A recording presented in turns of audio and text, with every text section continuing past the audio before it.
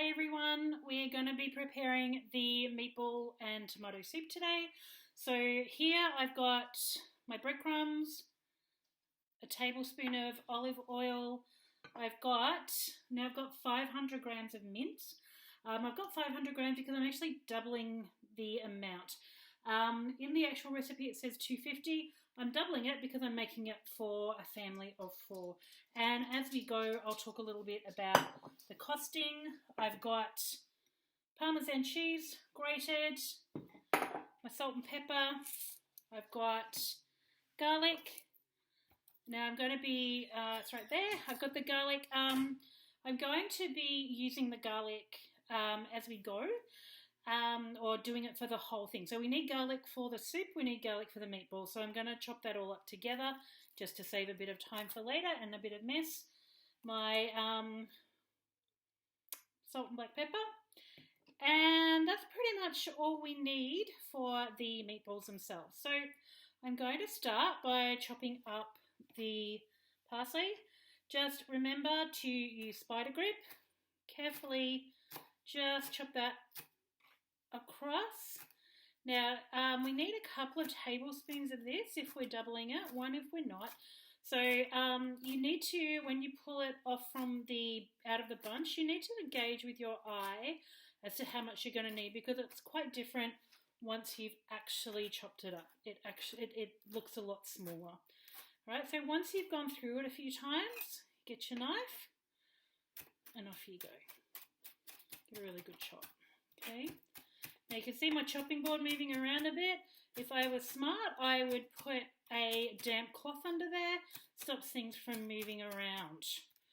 Okay, so it's a little trick if you're worried. Just bear in mind that hopefully before you started, you've washed your hands thoroughly, you've tied your hair back, removed your jewellery, and also anything that could get caught or set on fire. So making sure your sleeves are rolled up. Okay, that looks pretty good. You don't have to go too far with this. It actually adds a bit of colour to the meatballs and a bit of flavour and good for your breath. So we're just going to pop that in with our meat. Remember, we only need probably a couple of tablespoons, so I've done a bit much there. I might use that later when we garnish. Alright, so now I'm going to show you how to prep or how to crush the garlic. Alright, so what you need to do, take your clove. There's several ways to do this. And the way you actually prepare your garlic really does affect the flavour of the garlic. We're just going to give a little bit of a crunch. This usually gets the skin off really easily. Okay, just that little bit of extra crunch. If we're going to crush it like they want us to do for this, cut that end off. And I've just got a little bowl there for scraps right in front of me. So it's a good idea to help with organising your bench. And definitely making sure you're cleaning up as you go. I know we haven't cooked together for a while, but I do know that some of you automatically clean up as you go. Some of you leave that mess until the end, and that makes it really hard for you to be finished on time. So starting with all your ingredients out and cleaning as you go definitely is really, really helpful. Just as you do this, and as we're going to be chopping an onion up as well for the soup, you'll end up with really, really smelly hands. Okay, the best and the easiest way to get that out is to sprinkle some salt on your hands, let it on there, give it a rub, and it will get out those that smell. There's a few marks on this, but you shouldn't reject the whole bit of garlic for a few marks. Garlic is one of those things that you can still use once you've removed those little bits of imperfections. But I am going to just clean off my knife a little bit after that. So, we've got our garlic. Now, if it asks you to just chop your garlic to be really small, And I think next time I need a different colour chopping board so you can actually see it. Just looking at that now and it looks like you can't see it at all. So I'm going to move that one and do it here. So what you can do, I'll just bring that a little bit closer. There we go. You can actually just, and you have to be really careful doing this, tiny little lines this way, hold it together, and then you would do, keeping your hand as flat as, your fingers as flat as you can, that way, and then just cutting through. And you can actually get some really fine dicing if you do it that way, if that's what the recipe asks for. For us, we're actually asking for crushed garlic. So we've cut out a little already. What I usually do when I'm crushing garlic, and usually I wouldn't use wood for this because again the smell from the garlic tends to get into the wood and stays there, but you can fix it with salt, like I said. Okay. So what we're going to do now, because we want to crush it, we'll put it together. And the trick here is to put a little bit of salt over it. And you'll see why in a minute. All right. So once that salt's on there, we're just going to let that sit for a little while. 2 reasons. Salt will draw the water out of anything. And also the little grains of salt are going to help us to crush this soon. While we're prepping, we're going to prep, just pop that to one side and prep for the soup while we're at it. So we need an onion. We're just going to top and tail that, like so.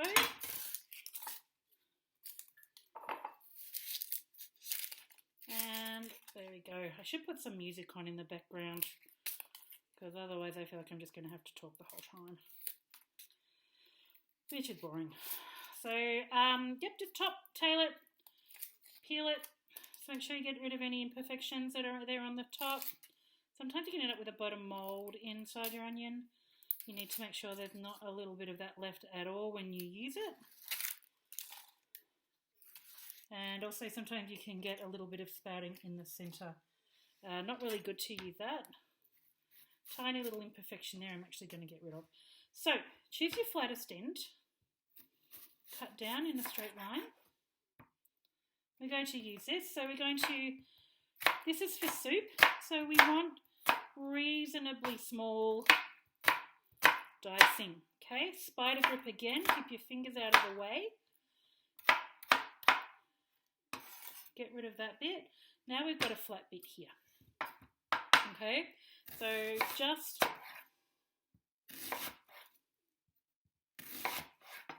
now what I usually do is halve that bit, leave it there. Doesn't have to be completely uniform. It can be a bit rough. It is soup. It's not something where you have, your cutting has to be perfect. But you want it small enough for it to be releasing that flavour. I don't like that little bit of skin there, so I'm going to get rid of that.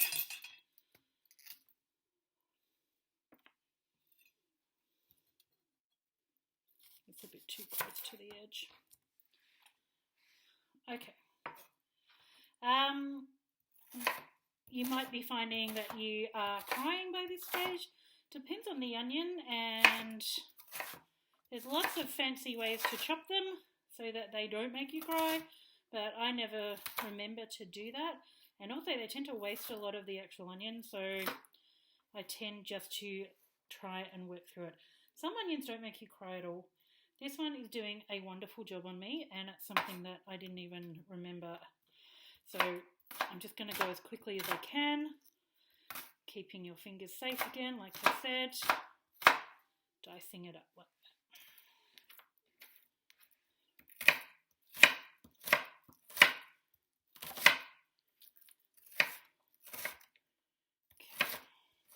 Like I said, rough is fine, a few bigger bits is okay as well. And that's it for that onion. Okay, so while we've been sitting doing our onion, hopefully the salt has started to do its work on our garlic. Let's give it a bit of another fine chop. Nice and small.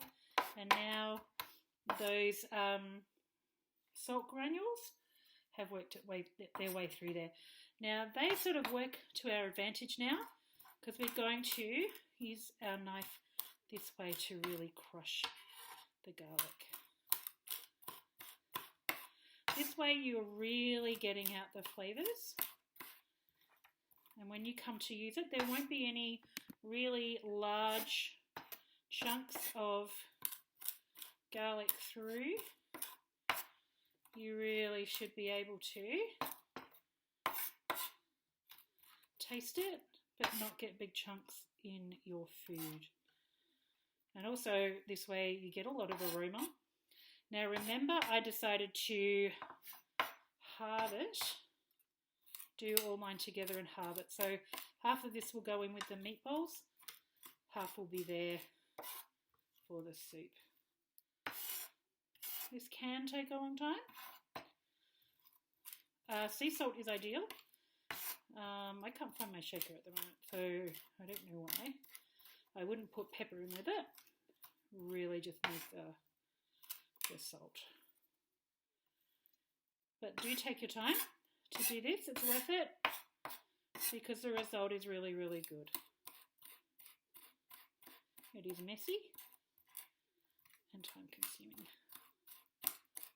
And that should be about it. And you can hear the salt as you go.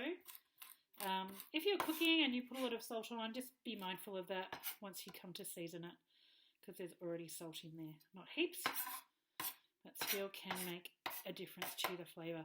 So what I've got now is half crushed. That's going to go in my bowl. The other one, I'm just going to go wash my hands. The other one is going to wait for my soup. So, here we go. I'm just going to put that with my soup ingredients for later. All right.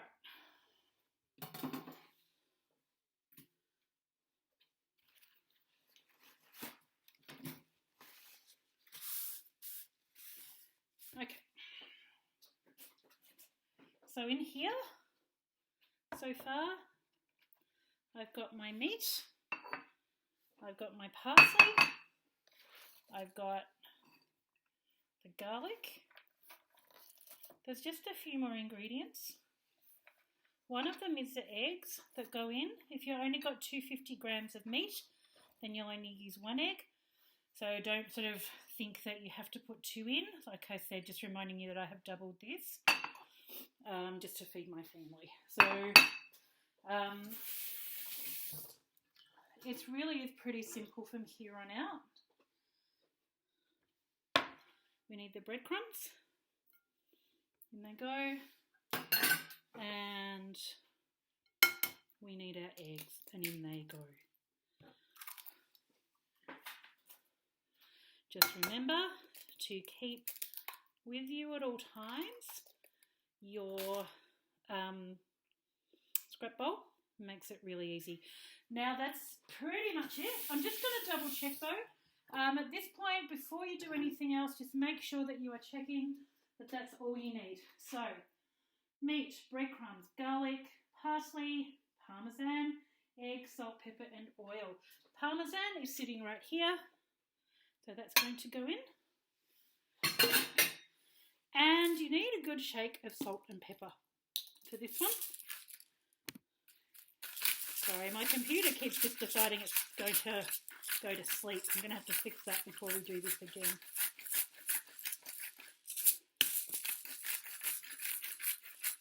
I prefer quite a bit, but there is a lot of flavour in here between the garlic and the parsley and the Parmesan, there is a reasonable amount of flavouring.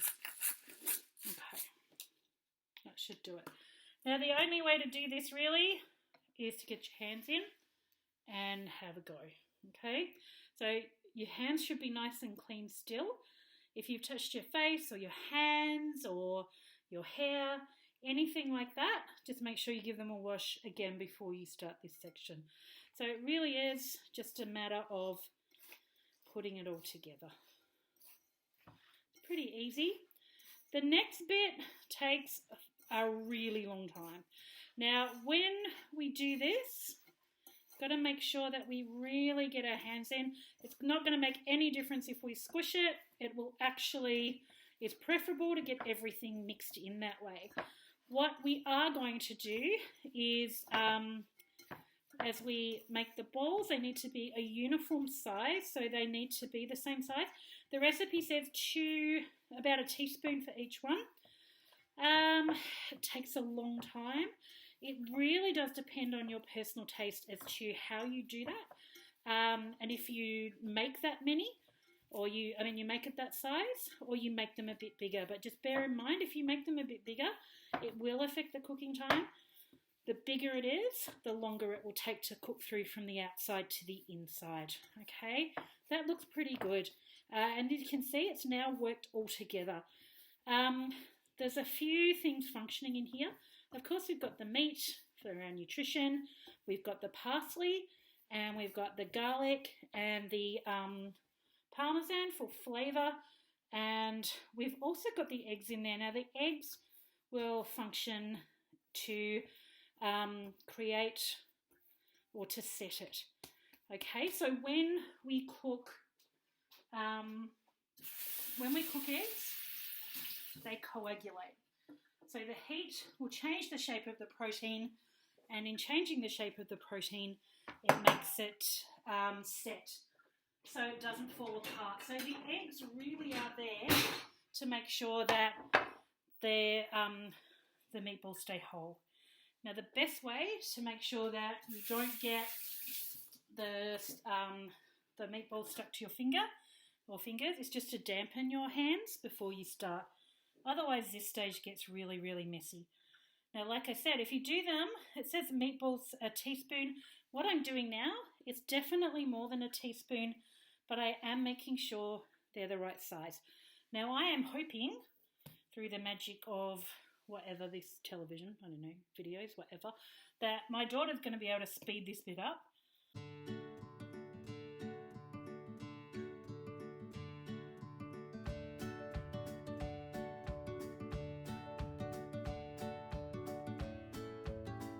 Alright, I'm down to the last bits, and we're done. But I've got a little bit left over. I don't know what to do with it. Hang on, yep, there we go. I'm chucking it onto there. There we go. And that's it. Really, it doesn't take that long. So our next thing is to clean up as we go along. So obviously I've got the dishwasher here, but just a reminder that to keep everything tidy as you work, whatever you don't need can go into the dishwasher or into your sink, or you clean it up. Just makes it easier in the end to have got everything done. It just makes the whole process 10 times easier, safer, and it looks better. Okay, so I'm going to pause and head over to the stovetop. Okay, and we're back. So back to the stovetop. This is not ideal. Okay, it's not as easy to see as it might be otherwise. So just bear with me. The tablespoon of oil I had, we're just heating that up now. Oh, no, we're not, because I just let it go out. Okay. Get it reasonably nice and warm. Okay. The best way to tell if your oil is warm enough is for it to start to move. So as it heats, it will spread out in the pan. You'll start to see movement in the oil itself, and that's how you know that it's starting to get warm enough. Give it a bit of a roll around. Okay, you're going to need little tongs for this one. Over here is the stuff for my soup. So once these have started to brown and are ready, then we will make the soup and we will add them after.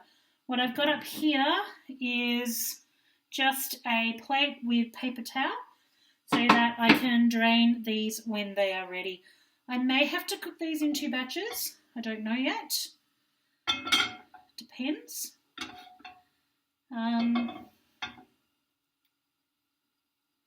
Yeah, look, it's starting to get a bit of a bubble.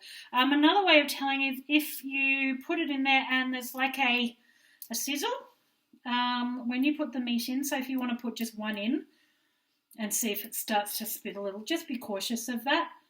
You don't want it to be too hot, and definitely don't do what I see half of you doing, sticking your hand over it.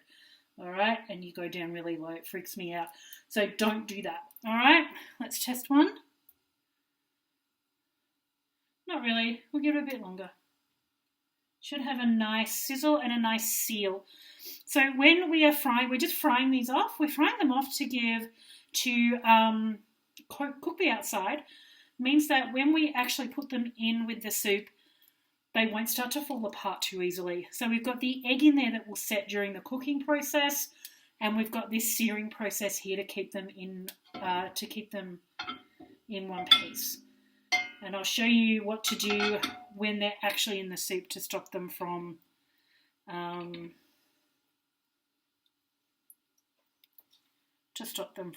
apart.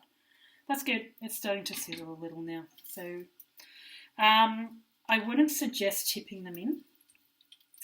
I know this is going to take a while, but there is hot oil in here now, and the splashback will be bad. And if you've got gas, then the potential is for it to overflow and ignite, which is what you don't want. So just in they go. Now there's quite a few of these. I'm going to turn it down a little now because it's starting to sizzle quite nicely. Don't want to overdo it. We're just browning them off. See, now if I wasn't showing you this, I'd be getting bored by this time and just chucking them all in. But I'm telling you not to do that. I think I'm going to fit them in